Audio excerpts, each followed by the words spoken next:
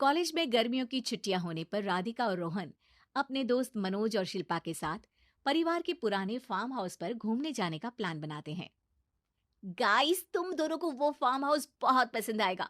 बचपन से ही वो मेरी और रोहन की सबसे पसंदीदा जगह रही है। पर मैंने तो इतने सालों में तुम्हारे मुंह से कभी फार्म हाउस का नाम तक नहीं सुना। बचपन में फार्म हाउस जाते थे, लेकिन फिर अचानक सबने वहां जाना बंद कर दिया और वजह कभी किसी ने बताई नहीं। पर अब हम चारों मिलकर वहां धमाल करेंगे। इसी तरह बातें करते कुछ घंटों का सफर तय कर चारों शहर से दूर ऊंची पहाड़ी पर बने राधिका और रोहन के फैमिली फार्म हाउस पर पहुंच जाते हैं। वाह यार, ये तो बड़ा ही सुंदर है। पूरा घूमोगे तो और अच्छा लगेगा, लेकिन उससे पहले सब फ्रेशन अप हो जाओ, फिर साइट सीइंग के लिए जाएंगे। राधिका और रोहन अपने अपने कमरे में चले जाते हैं, लेकिन मनोज और शिल्पा घर में घूमने लगते हैं, जहां शिल्पा की टक्कर हॉल के बीचों बीच रखी एक पुरानी लकड़ी की कुर्सी से होती है। आह, लग गई रे माता। इस कुर्सी को बीच में किसने रखा हुआ है? अरे तेरे स्वागत के लिए भूत ने रखा होगा। ओए, तुझे बात हंसी आ रही है? जब खुद टकराएगा तो पता चलेगा। हाँ हाँ ठीक है, पर अभी तो इसे साइड में रख दे। शिल्पा कुर्सी को एक कोने में रख देती है और वो दोनों भी अपने कमरे में चले जाते हैं, जिसकी थोड़ी देर बाद चारों बाहर घूमने निकल जाते हैं। इसी तरह रात हो जाती है। फार्म हाउस में वापस आकर वे लोग सीधा सोने चले जाते हैं। आधी रात को मनोज की नींद खुलती है। बड़ी तेज प्यास लगी है, पानी साथ लेकर सोना चाहिए था। हाँ, अब रसोई तक जाना पड़ेगा। मनोज आंखें मलते हुए कमरे से हॉल में आता है और अचानक रास्ते में रखी कुर्सी से टकराकर जमीन पर गिर जाता है। अरे मर गया रे दादा। शिल्पा सही बोल रही थी, बड़ी तेज लगती है ये कुर्सी तो। पर इसे दोबारा बीच में किसने रखा? मनोज एक बार फिर उस लकड़ी की कुर्सी को कोने में रख पानी पीकर कमरे में चला जाता है। अगली सुबह जैसे ही चारों की नींद खुलती है तो उन्हें अपने बेड के पास साइड टेबल पर चाय का कप रखा मिलता है, जिसे देख वो खुशी खुशी चाय पीकर तैयार होकर कुछ देर बाद हॉल में मिलते हैं। थैंक यू यार राधिका, मुझे नहीं पता था कि तू इतनी अच्छी चाय बनाती है। वैसे मुझे उस बेड टी की बहुत जरूरत थी।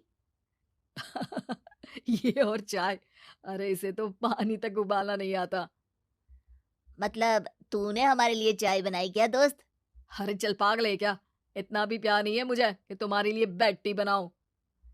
चाय पर ये चर्चा करते हुए मनोज जैसे ही पीछे मुड़ता है तो एक बार फिर लकड़ी की पुरानी कुर्सी से टकराकर उस पर गिर जाता है। हाय रब्बा। अरे चाय छोड़ो, पहले ये बताओ कि इसे बार बार बीच में कौन रखता है? कल रात ही मैंने इसे साइड किया था। तुम पहले ये बताओ कि चाय किसने बनाई थी?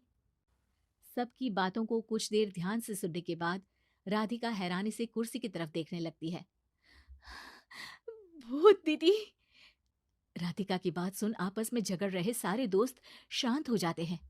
क्या बोला अभी तूने? अरे पर अब वो यहाँ कैसे हो सकती हैं? क्यों नहीं हो सकती? हमने यहाँ आना छोड़ा था, पर उन्होंने तो घर नहीं छोड़ा ना। और याद करो, ऐसे बेड के पास कप रखना और कुर्सी को कमरे के बीच में रखना, ये सब वही तो करती थी। ये तुम दोनों किसकी बात कर रहे हो?